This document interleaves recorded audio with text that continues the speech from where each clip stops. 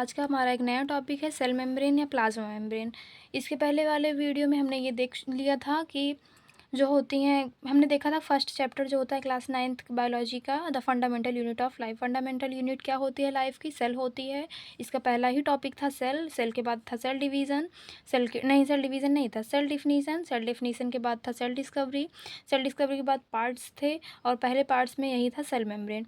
तो जो भी हमने ये सब सेल थ्योरी जो थी और सेल का जो डिस्कवरी किसने की थी, लिविंग सेल किसने डिस्कवर किया था और डेड सेल किसने डिस्कवर किया था, सेल के जो भी सिद्धांत थे, थियरी थी, सब हमने देख लिया था। अब हम देखते हैं सेल मेम्ब्रेन या प्लाज्मा मेम्ब्रेन। अब देखते हैं ये कैसे होता है, इसका स्ट्रक्चर क्या होता है, इसके फंक्शंस क्या होते हैं। थिन होती है, ये फ्लेक्सिबल होती है, इलास्टिक होती है। थिन मतलब पतली होती है, लचीली होती है, कहीं भी मूव कर सकती है, इलास्टिक होती है, लिविंग होती है। ये इसका मेन हो गया कि ये लिविंग होती है।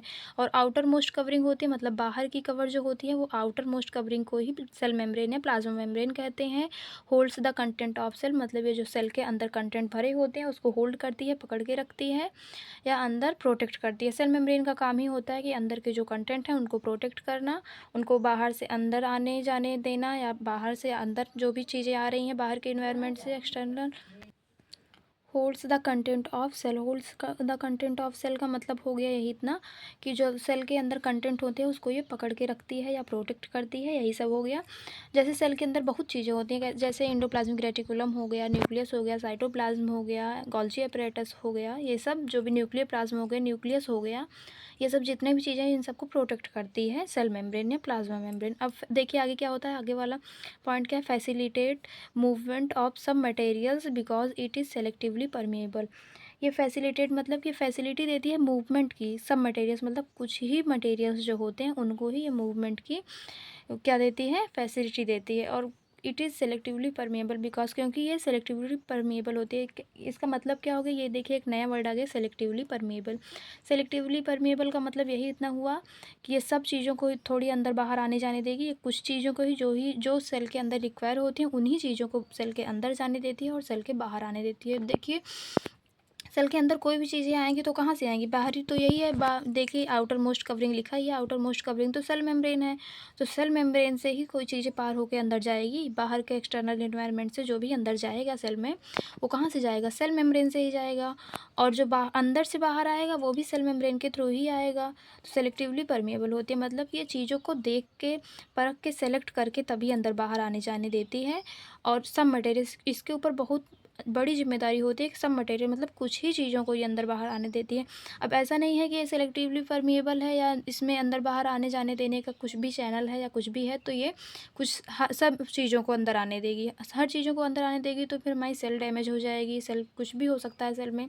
अब सेल के अंदर जैसे जो चीज़ें नहीं रिक्वायर्ड हैं, जैसे कोई टॉक्सिक चीज़ें हो गई या कोई अनएब्जॉर्ब अनडाइजेस्टिव ऐसे कोई चीज़ें ये अंदर नहीं जाने देती है। मतलब इसके ऊपर तो जिम्मेदारी होती है भारी कि ये सेलेक्ट करके चीज़ों को अंदर जाने देती है और अंदर से बाहर आने देती है। अब देखते हैं कि ये बनी किससे होती है, composed of organic molecules, lipids and proteins. मतलब ये ऑर्गेनिक मॉलिक्यूल से बनी होती है, लिपिड से और प्रोटीन से। और ये flexible enables the cell to engulf, मतलब कि फ्लेक्सिबल होती है। इसका कारण क्या होता है, इनगल्फ करने के लिए फ्लेक्सिबल इनेबल होती है, मतलब अलाउ करती है इनगल्फ। इनगल्फ का मतलब क्या होता है, जैसे कोई ये सेल है, सेल के बाद ये सेल और ये जैसे कोई फूड है तो इसको सेल के अंदर, सेल को खाना है, सेल को भूख है या कुछ भी है, भूख लगी है कुछ भी है तो सेल को इसे खाना है, तो कैसे होगा देखिए, अभी तो ऐसे सेल है, सेल के बगल फूड है, फिर ये सेल ऐसे हो जाएगी, फिर यहाँ पे ये फूड है ऐसे रहेगा, फिर थोड़ी देर में ये सेल के अंदर फूड चला जाएगा, सेल के अंदर फूड चला, ये फंक्शन कैसे हुआ, ये इसी वजह से फ्लेक्सिबिलिटी की वजह से हुआ। जो सेल मेम्ब्रेन है, प्लाज्मा मेम्ब्रेन है,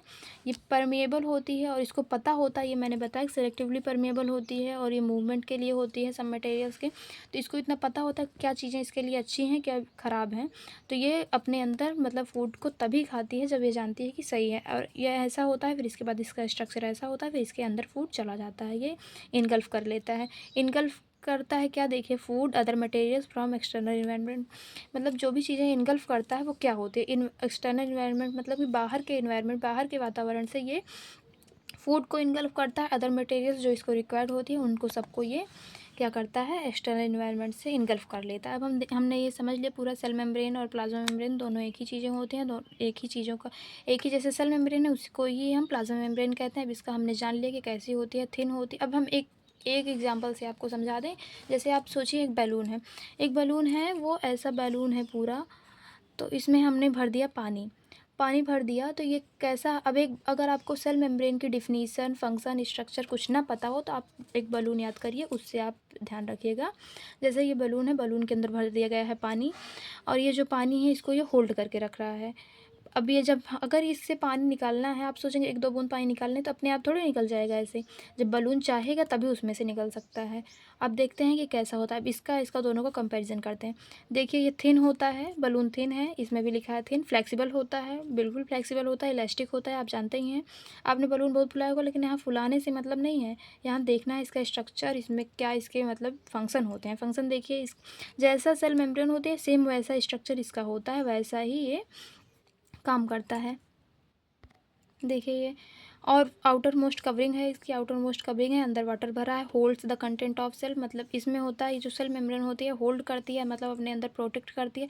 अब इसका मतलब भी तो यही हुआ, इसके अंदर वाटर भरा है तो ये भी तो ऊपर इसके जो आउटर मोस्ट कवर है ये भी तो होल्ड कर रही है, अंदर जो भी इसमें चीज़ें भरी हुई हैं ये भी तो उसको प्रोटेक्ट कर रही है और अपने अंदर रखी है। अब देखिए वाटर का तो एक आप जानते होंगे कि एक नॉर्मल सा एक बेसिक कंटेंट है कि ये जो होता है इसको जहाँ भी हम वाटर को रख देंगे वो उसी का शेप ले लेगा। जिस भी हम इसे उसमें बर्तन में रख देंगे या किसी चीज़ में रख लेंगे। अब इसमें है तो ये बलून के शेप में है ना, तो ये भी डेफिनेट शेप इसको प्रोवाइड करा रहा है। वैसे ही प्लाज्मा मेम्ब्रेन भी होती है, ये प्रोवाइड अ डेफिनेट शेप, मतलब ये भी शेप प्रोवाइड, जैसी प्लाज्मा मेम्ब्रेन का स्ट्रक्चर होगा वैसा ही वो दिखेगी सेल ऊपर से। जैसे अगर प्लाज्मा मेम्ब्रेन का स्ट्रक्चर ऐसे है तो ऐसे सेल दिखेगी, ऐसे है तो ऐसे मतलब जैसा स्ट्रक्चर है वैसे ही दिखेगी। तो बलून जैसा फूलेगा वैसा ही तो इसका वाटर का स्ट्रक्चर हो जाएगा, वैसा ही स्ट्रक्चर रहेगा। तो आप जानते हैं कि एक जैसा ये इलास्टिक होता है, थिन होता है, फ्लेक्सिबल होता है, आउटर मोस्ट कवरिंग होती है और होल्ड करके रखता है अपने अंदर जो भी होता है। जब इसको खोलेंगे हम तभी इसके बाहर निकलेगा, वैसे नहीं निकलेगा। ऐसा ही होता है, ऐसे ही होती है हमारी प्लाज्मा मेम्ब्रेन या सेल मेम्ब्रेन।